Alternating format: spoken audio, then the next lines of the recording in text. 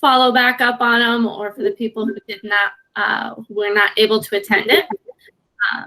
So they are recorded and they will be housed on the Michigan PGA website. So if anybody does want to revisit them, they will be there for you. I'll go ahead and just get started with just a couple of items. And if anybody jumps on a little bit late, they can go ahead and catch up. But Drive, Chip, and Putt player registration did launch yesterday. We are really excited for this season to actually host Drive, Chip, and Putt. Last year we were not able to host, but the finalists who did compete at Oakland Hills at the regional in 2019 will be playing this April at Augusta National. So they are still having that ability to compete at that national championship. Unfortunately, we do have, with that gap year taken off of 2020, we will have some players who weren't who have aged out of the competition and are no longer able to compete. But we are keeping the age groups as is. So those age groups are 7 to 9, 10 to 11, 12 to 13, and 14 to 15. And those will not be changing for this season. But we're going to go ahead and get started with the volunteer training. If anybody does need some additional promo, flyers, or marketing, please just let me know. I believe I've sent almost everybody their version of a local qualifier flyer template, but if you need any additional resources, please let me know. And I will keep everybody updated with registration numbers once we get past the first week of registration. But I am going to go ahead and share my screen, and we can go over all of the super fun volunteer information.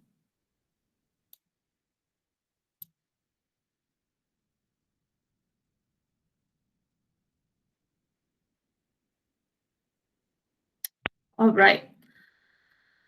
So the first thing that I'd want to talk about is how to source your volunteers. There are quite a few different ways to source volunteers. You can reach out to your senior league players. You can reach out to your high school golf teams. I do suggest having at least a couple of your staff members available for some of our highly important areas. So it's not just yourself that's able to run the competition, but a couple of your staff members as well. You can reach out to some of your rangers or starters to help with volunteering. And then one of the more unique ones that I know our host pro at Ironwood Links does is he actually uses a corporate volunteer program. So there are a bunch of different organizations that have their staff that actually get paid to go volunteer for a 501c3. So the Drive, Chip, and Putt is a 501c3. It is, and so is PGA Reach Michigan. So it does qualify for that. So if you can sign up for a corporate volunteer program, and if you need more information about that, you can just let me know, and I can connect you with our Ironwood Links host pro, Michael Seavey, who works with those programs. So these are a few different ways to source the volunteers, and then kind of how to assign the stations to the volunteers. Some people do ask the volunteers what they'd like to work on, but it's really good to kind of have an overview of what each station requires so that you can kind of help guide them to the right station. For registration, this is a really good spot to have either one of your staff members or a volunteer who's really familiar with the facility and the facility layout so that they can help guide the kids around the property. This is where the kids are going to check in. For this season, we do have a rule that children cannot check in more than 45 minutes before their start time, and they cannot use the practice facility more than 45 minutes before their start time. This is going to help reduce the amount of people who are on property at one time so that we make sure we stay in conjunction with all of the COVID-19 rules. So at this station, the volunteer will have a check-in time, a sheet with the check-in time for each player, as well as the player tee times. The volunteer at the station will be handing out the TGIS to the kids and then help them answer any types of questions that they may have about the facility or the competition. There will be a handout for all of the kids that explains the rules at each station.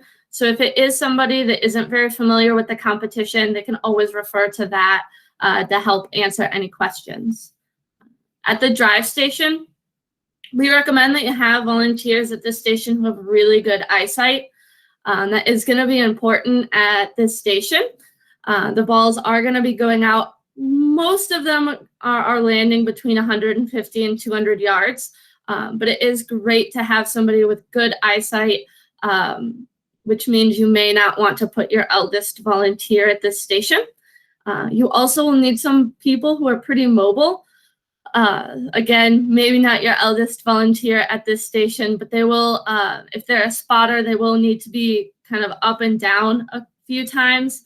And so it is good to have good eyesight, pretty mobile, and people who are friendly. This is the station that's going to have the most amount of volunteers at it. So you're going to have about 4 to 5 volunteers at this station. And the kids are going to be interacting the most with that drive volunteer. For the chip and putt station, this is a great spot to put anybody. They can be limited in their mobility. They can be a little bit less active. At this station, you can even have somebody who's sitting down almost the entire time. So this station is great for anybody. You have about 1 to 2 people at both chip and putt. So this might be a good spot for some of your older volunteers, or if you have some really young freshmen from your high school golf team who maybe not the best at some of the other stations, this is a great spot to put people. For the scoring, we do really recommend that the head professional is at the station. Either the head or the assistant professional can be here. And then you will need 1 volunteer who is pretty knowledgeable with a computer. They aren't going to be doing anything crazy, but they would be navigating between different web pages and potentially entering scores into the computer as well. So again, this may not be the best spot for your eldest volunteer, but somebody who's relatively familiar with using a computer. The reason that we suggest having either the head or the assistant professional at the station is because this is the station where you're going to have the most questions. So this is going to be where somebody comes to you and says, X, Y, and Z happened while I was at the competition. What do I do? Or I think that my score was recorded wrong. Can you help me? So this is going to be one of the stations where you're going to have the most questions about competition. And then we also really like the head professional or assistant professional to be the one who actually hands out the awards, so that they can kind of congratulate the kids, say their thank yous, and have any different remarks about the facility and inviting people back to play. So we do recommend that the head professional or assistant professional is at this station. For some of your pre-event prep for the volunteers, so I do have volunteer training videos that I recorded this last year. They were recorded pre-COVID, so we are working on making another video that kind of goes over all of the COVID-19 guidelines. That is going to be a totally separate webinar as well. But the videos were recorded pre-COVID, so you will see people interacting with each other pretty closely. But we do have those videos, and I also have a pre-event volunteer email template on the Michigan PGA website that has the links to those videos in it.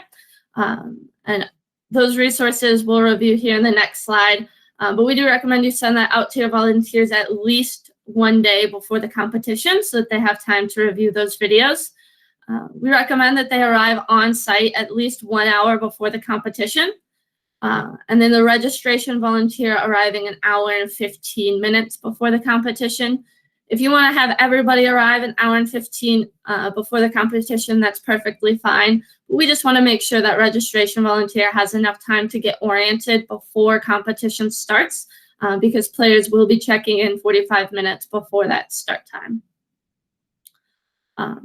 You should have a station set up where the volunteers can watch the videos again on site.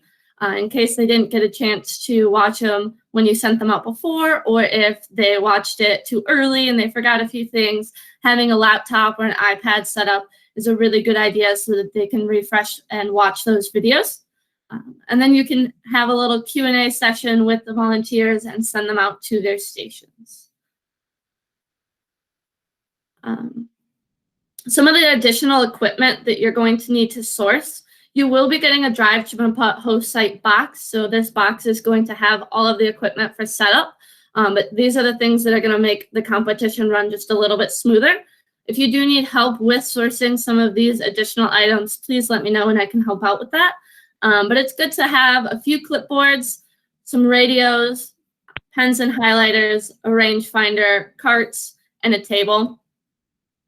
We recommend that you have a table at each area of competition, so it would be 5 separate tables. They can be small tables, but with COVID-19 this year, one of the items that we are trying to implement is reducing the amount or making sure that we keep that social distancing. So from what we've submitted to the Cleveland Clinic, it has been found that the transmission is significantly less from items, but the concern is when people get close to each other. So we're not necessarily concerned with passing scorecards back and forth between children and the volunteers, but what we are concerned with is getting within 6 feet of each other. So having that table helps so that the child can bring the scorecard to the table, set it down, and the volunteer can pick it up from the table, and you're just creating that little buffer of space there. So we do recommend having at least 1 table at every station. If you don't have tables that you're able to bring out to the stations, then we recommend having golf carts at each station so that the child could bring the scorecard, set it down on the cart, and the volunteer can pick it up from there. So we're just making sure that we have that space created. The drive station is the one that needs the most resources, where they're going to have multiple different radios. They'll have 3 radios at that station, a few clipboards, and a rangefinder. It really helps if your radios can be on separate channels, so that the drive station is on their very own channel and everybody else is on a separate one. For example, when we have our radios, we put the drive station on channel 5 and everybody else on channel 6, because that drive station is talking a lot. And if somebody needs to communicate with scoring who isn't at the drive station, it can be hard to talk over them. And it's pretty easy for that drive station to just switch the channel over if they do need to communicate with somebody else. For the scoring station, most of the scoring is going to be done virtually, so there aren't going to be paper scoreboards. You can have the option to either have a TV and a monitor out and display the scoreboard on the monitor. And another option is there is a Drive, Chip, and Putt app that the parents can download on their iPhone or Android, and all the scoring will be implemented in real time on that app. So when you get those scorecards at the score station, you enter them into the computer, and once you hit save, it is real time up on the computer and on that monitor. So if you'd like to, you can have a monitor there, or you can remove that option and just direct people to use the mobile app. This will also help reduce any type of gathering at the scoring area if you just direct people to that mobile app. But some people do still enjoy the monitor and kind of that big scoreboard as well. But you will need a computer with power and internet access at scoring. We do recommend that all of the stations are outside, so that would be registration and scoring. So if at all possible, keeping that scoring and registration outside, and using extension cords to get that power and internet access out there. The reason we want to make sure that we're keeping people outside is just to reduce the gathering indoors and keeping in line with COVID-19 protocols. A few important things to consider as you're planning out for the volunteers. It's really helpful to have a couple of people available to help cover the stations for when your volunteers may need a bathroom break, a quick snack break, water break. So having either a couple of your staff members or putting a couple additional people at the stations to kind of help with bathroom breaks, especially if you're out far away from a building. And there's travel time to get to and from the building. We recommend just having a couple extra either staff or volunteers available to help cover those shifts. If your competition is going to last more than 5 hours, we do recommend scheduling shifts for your volunteers. If you have more than 120 players register for your event will last more than 5 hours. When you're scheduling the shifts, just make sure that you bring in that second shift of volunteers 30 to 45 minutes before you rotate out the morning shift. So if you're doing an 9 to noon shift for the volunteers, bring in that second shift of volunteers around 11:15 or 11:30 so that you have time to sit down with them and train them before that first shift leaves and there isn't that overlap. We recommend that you send out your volunteers with a bottle of water or have a station for them to fill up their own bottles. And then if you do have pop-up tents or giving your volunteers carts, it will help them create some shade for themselves. They will be outdoors for a considerable amount of time. So if you are able to create that shade opportunity for them, they do appreciate it. If you don't have the ability to create shade for them, so if you don't have extra carts to give them or any pop-up tents, just make sure that you put in that volunteer email for them to either bring an umbrella or to wear some of those sun layers and a hat. We also recommend having some chairs at the stations for your volunteers. Even at the drive station, there's opportunities to sit down. At every other station, you could almost be sitting the entire time. So it's nice to have some chairs out at those stations so that your volunteers can take a little bit of a break when they need to. So here are the resources that are on the Michigan PGA website. So we do have that volunteer pre-event email. It starts out just thanking them for their time. The X's is where you would fill in when your start time is and when you'd like your volunteers to be there. It does have the volunteer training videos, what to bring, and the COVID-19 protocols that the volunteers will need to be aware of. One of the big things for this year is at this point in time, the Drive, Chip, and Putt Task Force is making it mandatory for staff, volunteers, and players to be wearing masks at all times, even in outdoor spaces. So this is something that is communicated to the parents and will continuously be communicated to the parents through Drive, Chip, and Putt. They'll be sending push notifications through the registration portal as well as emails to the parents and players, and they will have to check off a waiver before about 24 hours before the event starts to say that they are not experiencing COVID-19 symptoms. But this is just some information on what the volunteers and the staff will kind of need to be aware of when they are on site. We do have some handouts created for you for each station. The handouts will have kind of each station's it'll have reminders, these order of play, we'll have the station walkthroughs in a really simple format, COVID-19 protocols, and then a scoring table. So the drive one is 2 pages, and we recommend you print it front and back, so it's just one single sheet to the volunteer.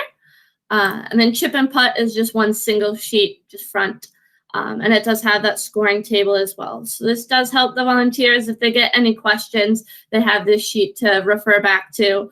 All of these things are addressed in the videos, but we know that you watch it once and you're not going to retain everything. So we do have these handouts in case people do have questions throughout.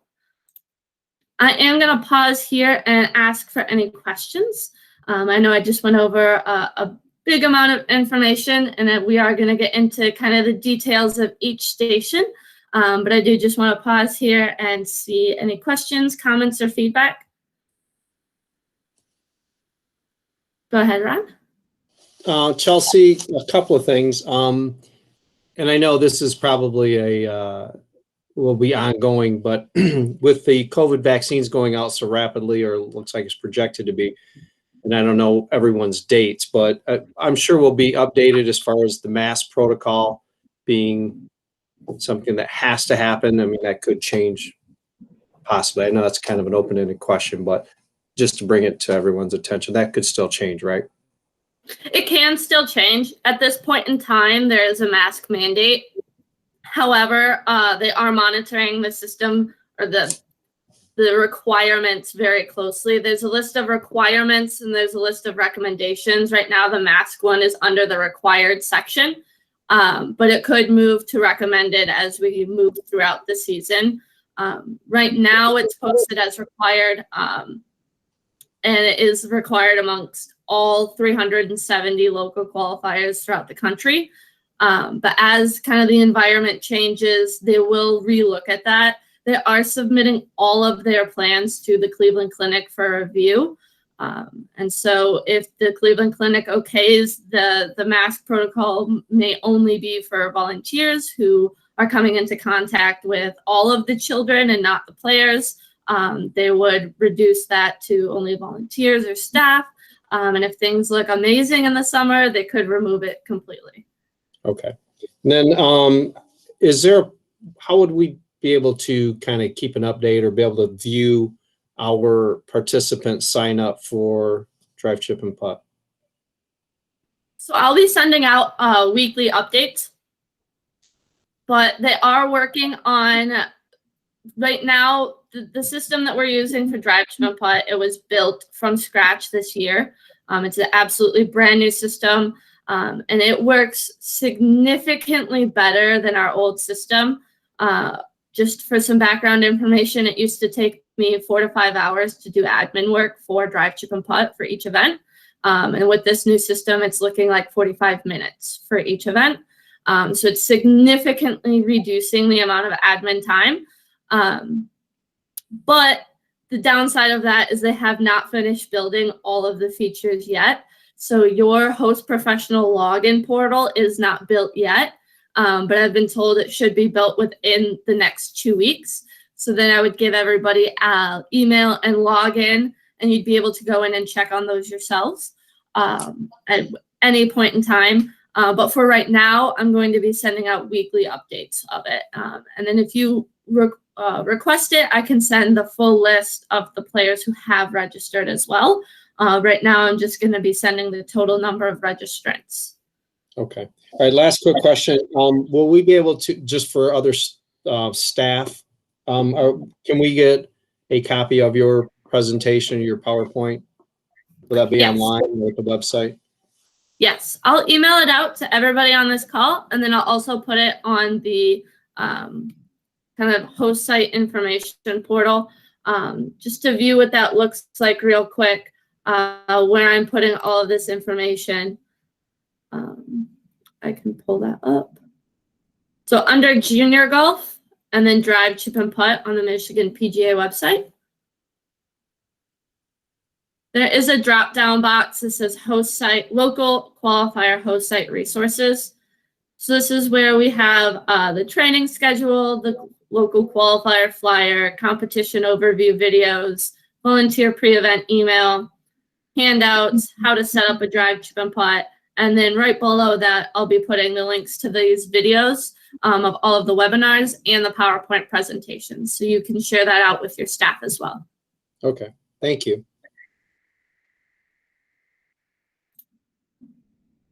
Any additional questions? Perfect. Well, we will move right along. And if you do have any more questions as I go through, I'm going to be going through each station. So I'll pause after each station and ask for questions then, or you can just jump in and we can answer them as we go as well.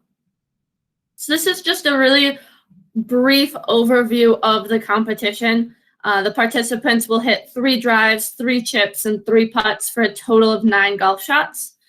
The qualifying stages are local, sub-regional, regional, and then the national championship at Augusta. In Michigan, we are hosting another regional this year at Oakland Hills Country Club. It was just announced yesterday, so we are excited about hosting that, and that will be in October. So all of our Michigan kids will get to stay here in Michigan for their qualifying routes until they get all the way to Augusta. The drive station, you get points based on accuracy and distance, and the golf ball must come to rest within that 40-yard grid. So that means if it hits a tree and bounces into the grid, it's considered in. And if it lands in the grid, hits a rock, and bounces out, it is out. So it's wherever that golf ball comes to rest is where it is scored. For the chip station, you get points as you move closer to the hole. And then the player receives 1 point just for making contact with the ball. So at this station, it's next to impossible to get a 0. If that kid sculls the golf ball and it flies over the green, they still get 1 point. And if they hit it and it moves about 7 inches forward, they still get 1 point. So it's 1 point for just making contact with the ball, and then the points increase as they get closer to the hole, with 25 points being a made chip. For the putt station, it's very similar. For the scoring points, it does increase as they get closer to the hole, and they get 1 point just for making contact with the ball. So if they hit the putt 50 feet past the hole that they're looking at, they still get 1 point. And if they tap the ball and it moves just a few inches, they still get 1 point. At this station, this is the only station where they're hitting golf shots at different locations. So they will hit 1 6-foot putt, 1 15-foot putt, and 1 30-foot putt. And then the total of those putts will be their score. It's really important at this station that the children start at 6 feet, then move to 15, and then 30. This is how we break ties for the putting competition and ultimately overall. So it's important that they always start at that 6, and then 15, and then 30 to make sure we're consistent throughout the entire process, and everybody's scores are recorded in that order. The all 9 golf shots are totaled up, and that creates the player's overall score. And then the top 2 in each age and gender division will move on to the next round. So that is a new change this year. It did used to be the top 3 in each age and gender division, but with this pilot program of the local qualifiers, and now it's almost doubling the amount of local qualifiers that has been reduced down to 2 will advance to the next round. For registration, this is where the kids are going to start the competition. The registration table should have the rules of play, which will be provided for you. The scorecards for the kids, which again will be provided in the kit, and then a pairing sheet and the tea gifts for the kids. So Augusta will be shipping you directly all of the tea gifts for the kids. You'll be getting tea gifts, awards, and hats for the volunteers. It's a Navy hat that says volunteer on the side. And those will be shipped directly to you about 2 weeks before your local qualifier with your kit. The volunteers should kind of make a pile of the goodies with the tea gifts, the rules of play, and the scorecard on the table so that the kids can pick it up themselves, again, creating that space. When the child checks in, just make sure that they are not checking in more than 45 minutes before their tea time. We do really want to reduce the amount of people who are on property at one time. And we want to limit the kids who are out there hitting range balls for 3.5 hours before this competition, which has happened. But once they check in, that volunteer at registration should give them instructions on where to warm up and where the restrooms are located and where they start the competition. The order of play is just the name. They go drive, chip, and then putt.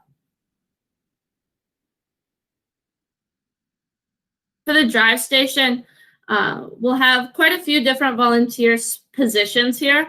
But the most important one is the starter and the score spotters. If at all possible, it does help to have somebody that you're very familiar with at this station, whether it be a member of your staff or a volunteer that you have a good relationship with. This is going to be the most complicated station for volunteers. And it does help to have some of those younger volunteers with good eyes here as well. The starter is positioned at the top of the tee box, and they do help call the next players and initiate their play. So the starter will have a pairing sheet in front of them. They'll call the next couple of tee times. What happens at the drive, chip, and putt is we do typically see about a 20% no-show rate. We're hoping that the new drive, chip, and putt registration system, it does send out a lot of different push notifications to the parents, verifying that this is the qualifier they want to be at. They have the opportunity to switch qualifiers before that deadline. So we're hoping that that no-show rate does go down this year. But historically speaking, we have about 20% no-shows. So the starter kind of helps regroup the kids. So if you call the 9 o'clock tee time, 9:06 and 9:12, you may only have one kid from each of those tee times you're able to kind of regroup them and send them as a new group. One of the things for the starters to note is we do allow people to show up late for this competition. So if they are the 9 o'clock tee time and they got stuck in traffic and they don't show up until 9:15, we do still allow them to play. The only kind of rule with that one is the age division cannot change. So if there are boys 14 to 15 and they make it before their division is completed, they can still compete. But if we've already started with girls 14 to 15, then they can no longer compete. The reason behind this is because of scoring. You will be doing awards after each age division finishes. So if we have a boy 14 to 15 that starts the competition an hour after the last person has finished and you've already handed out awards, that creates kind of a difficult situation. So we do allow late players to show up and play as long as their division has not completed. The starter will help guide the players through the drive station, and they also will have to keep an eye out for safety. We do see a lot of kids swinging golf clubs here, warming up. So we want to make sure that starter is just kind of vigilant and making sure that if somebody's swinging a golf club, they're doing so in a safe space, and they aren't putting anybody else in danger with that swing. The score spotter. So these are going to be people who are out in the grid spotting the golf balls. It is recommended that you have somebody on each side of that grid, one person on the left side and one on the right. They'll both need carts, and they will navigate to the golf ball. We do recommend that they do not get out of the cart. So they sit in the cart the entire time. They drive up next to the golf ball, having that golf ball on that driver's side so that they're able to just bend down and pick it up. But the score spotter will pull up next to the golf ball. The person at the top of the grid, the recorder, will laser them, give them an all clear, and then they can move out of the grid. Making sure that they do not get out of the cart will really help with their safety so that they are not hit with an errant golf ball. And it also helps with pace and timing. So it makes it a lot quicker if they don't get out of that cart, they pull up next to the golf ball, they're lasered, they pick it up, and they move out. It is important to try to clear the golf balls in the grid as much as possible. If you are using a driving range that you will also have kids warming up on, it does make it really difficult to keep it actually clear. But if you are trying to keep kind of those high impact areas as clear as possible, that does really help to make sure you're identifying the correct golf ball that was struck. I am going to pause here. We do have another station for the drive, but I do just want to pause here and see if there are questions about the starter or the score spotter positions.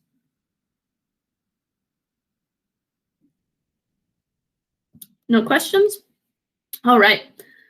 So the recorder for the score or for the drive station, they'll also be positioned at the top of the teeing area. This person should have a clipboard with the handout on it, which has that point conversion chart on it. They're going to be communicating with the score spotters, so the people out in the field, and they're going to try to communicate where the golf ball is going. So for some of the older divisions, it can be kind of difficult. We do see kids, it's very rare, but it does happen that they do actually hit it like past 250 for some of the boys 14 to 15. Once in my career, I've seen somebody hit it all the way to the end of the grid. Typically speaking, though, your high impact area is right around 150 to 200 yards. But it does really help to kind of communicate with the people out in the field, saying, you know, the golf ball is going around 150. It just hit next to that dark spot. It's rolling out. It helps a lot to communicate with them, especially if there are some hills or undulations in your driving grid.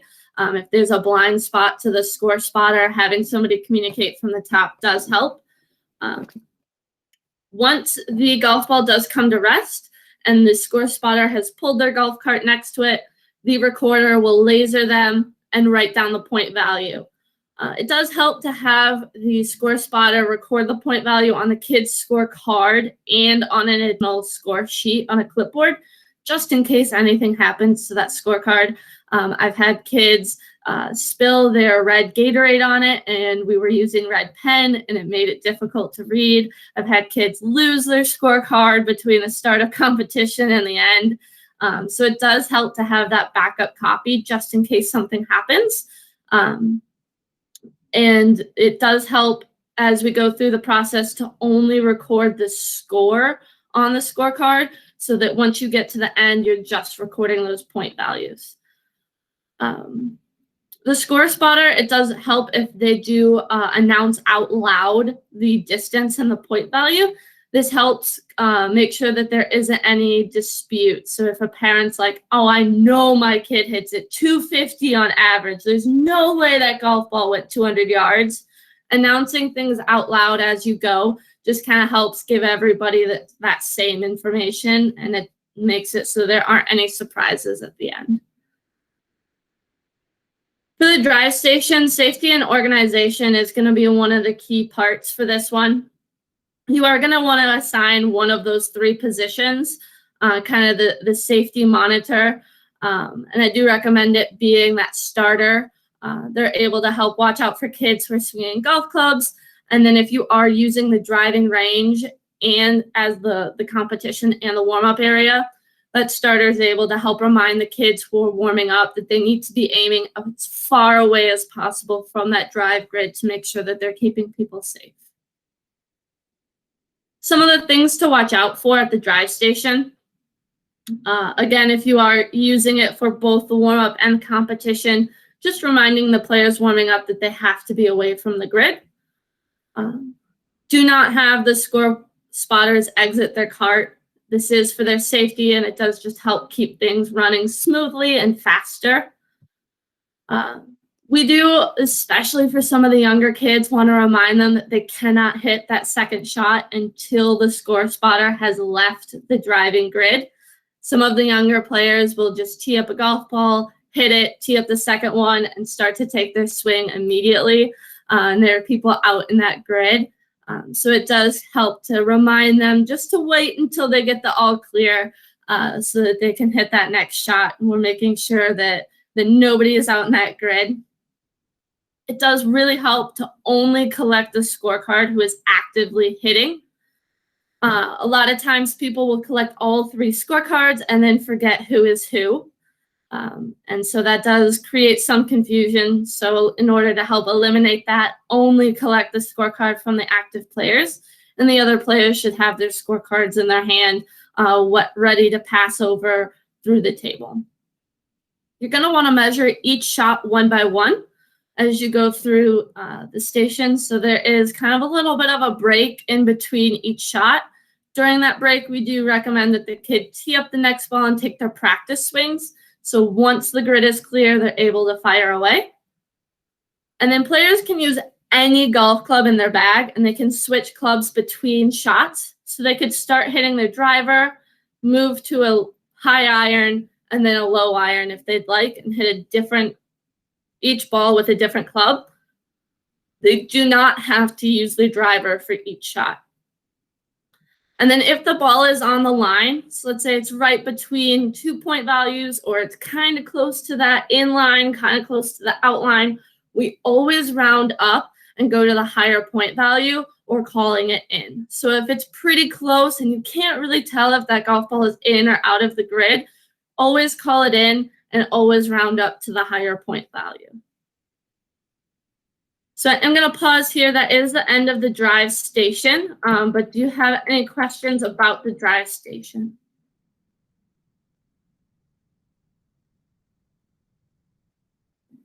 All right, and we will keep moving right along. So this chip station, there are two positions for the chip station, a starter and a recorder. The starter has a really similar position to the starter at the drive station.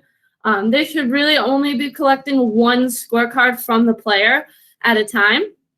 Again, to help make sure that there isn't any confusion on who is actively hitting.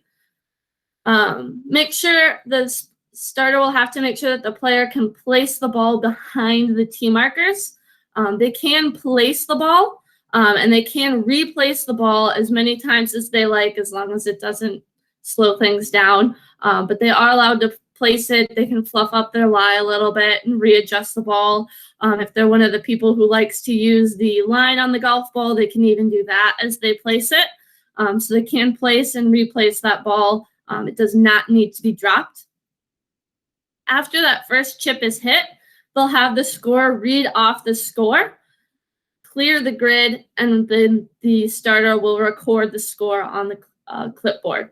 At this station, it does count where the ball comes to rest. So it does really make a difference to make sure that that putting surface is clear after each shot. If you leave a golf ball out there and the next ball that is struck hits it and bounces way out, then that does create some frustrations for the players.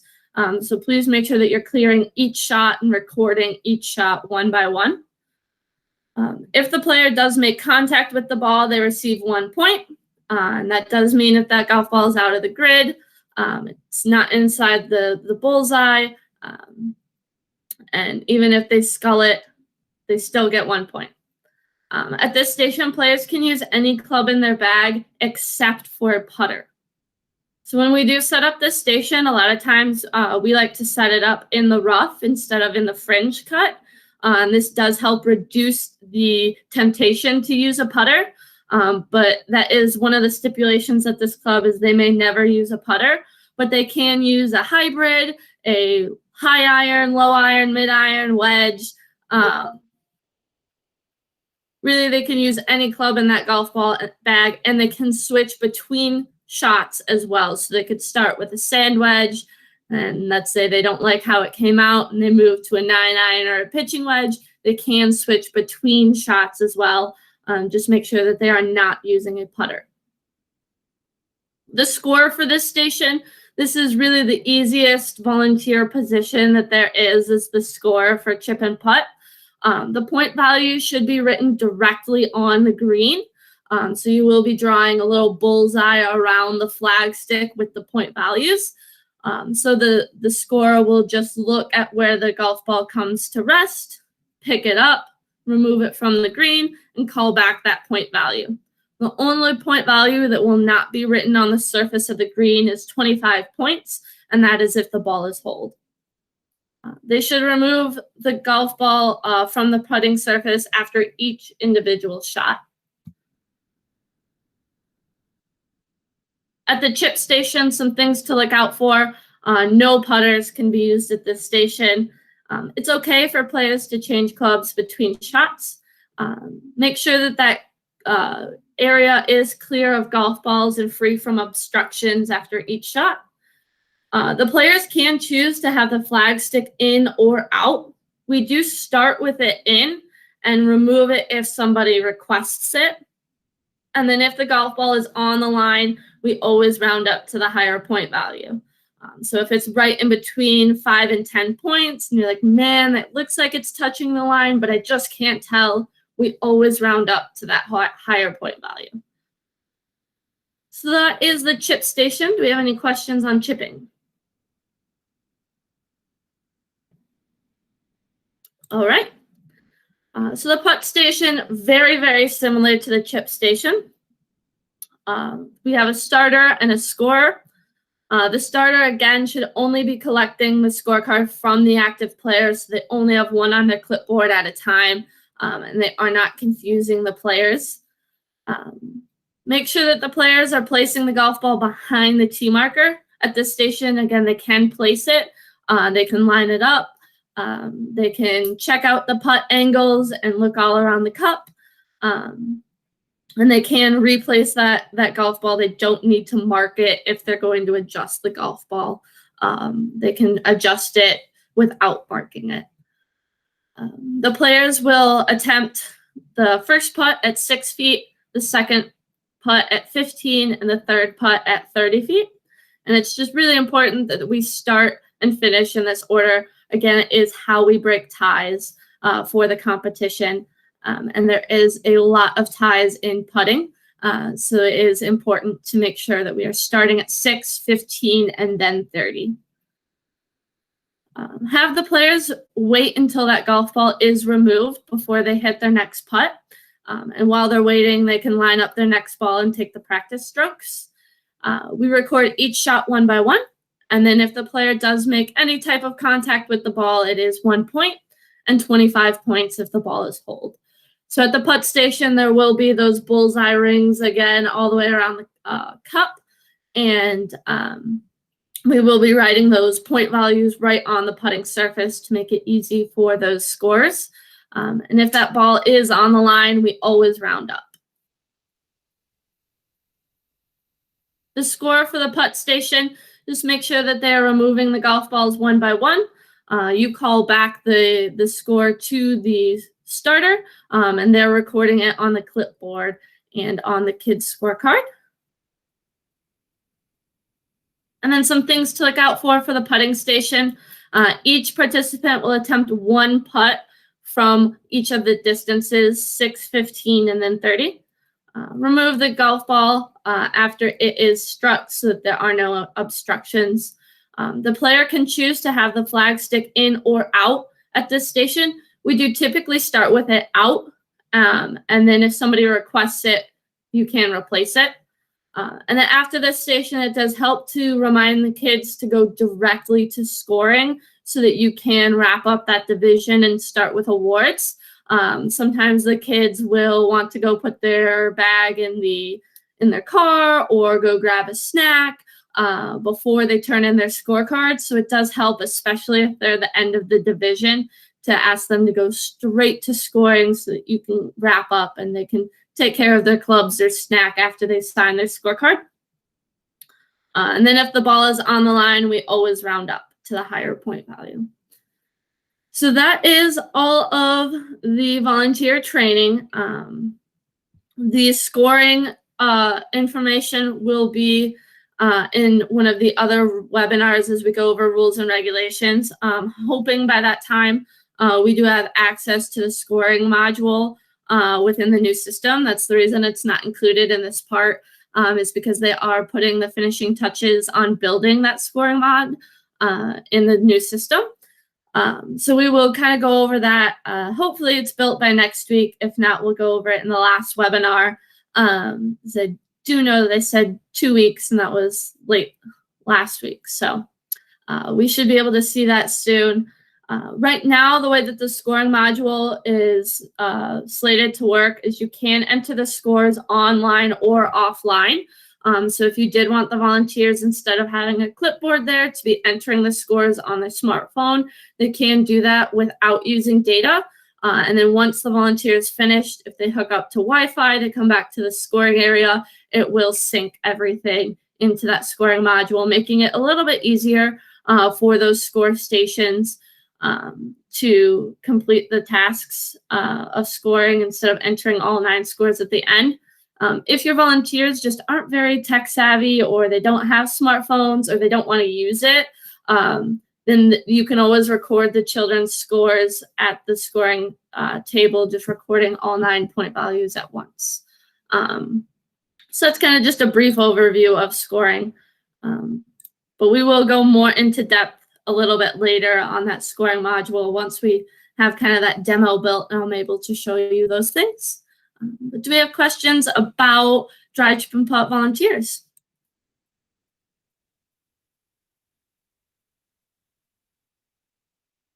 All right, no questions. That must mean I did a good job. We do have more webinars this month. So they are Tuesdays at 11 a.m. So the next volunteer will be setup, rules, and regulations. So I'll be going over best practices on setup, and then talk about some of the common rules questions that you'll get on site and how to handle those situations. So that one's going to be a really cool one to go over. I'll show some of our setup videos, and we'll talk about the easiest and fastest ways to set up a Dry Chip and Putt. And then the last webinar is going to go over COVID-19 guidelines. Hopefully we have a little bit more information at that time with some of our required and our best practices. But we will go over all of that as it stands of that week. And again, those could change as we move further into the season and as things start to look a little bit better. But we will go over them kind of right now so that you know what to prepare for. And if things get better, then we'll drop off some of those requirements. We do have the in-person training schedules set up as well. So I do recommend that if you haven't already, sign up to attend one of the in-person trainings. At the in-person trainings, we'll go over a little bit of what we've gone over in the webinars, just refreshing everybody on best practices for volunteers, rules and regulations, and then we'll actually take the equipment and go out and set it up. I do recommend you bring your golf clubs with you and you can go through the competition after we set up, but it'll give you a really good hands-on practice with the equipment and learning how to use some of the setup techniques. I think the hardest part with setup is going over the chip and the putt circles. It's a little bit time consuming, and it does kind of wear on your quads. So having somebody a little bit younger helping with those setup things is definitely a recommendation. But we'll go over all of those things at the in-person trainings.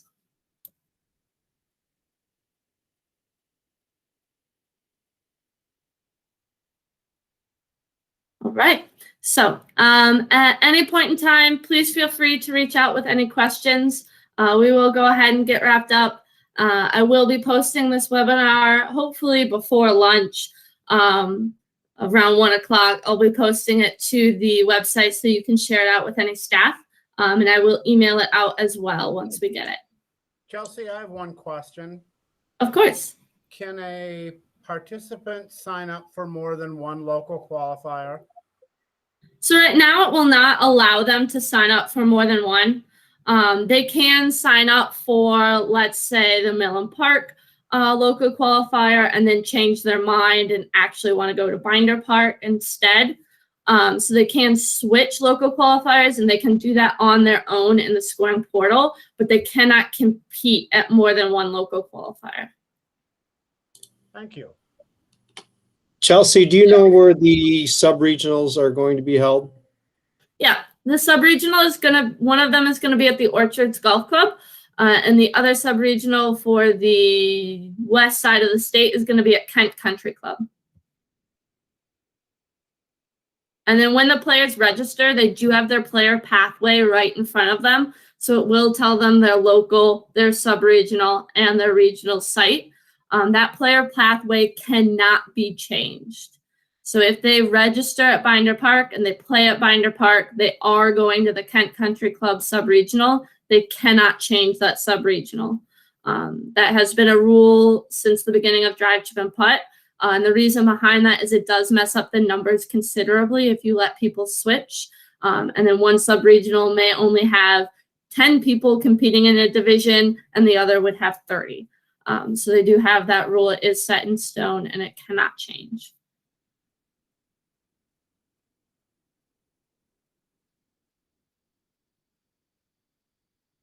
Well, beautiful. Thank you guys so much for spending your morning with me today. I hope to see you at our next webinar and hopefully here soon at one of our in-person trainings. Again, if you do need any promo or marketing resources, please let me know. Player registration is open. And on Friday, I will update everybody with their registration numbers.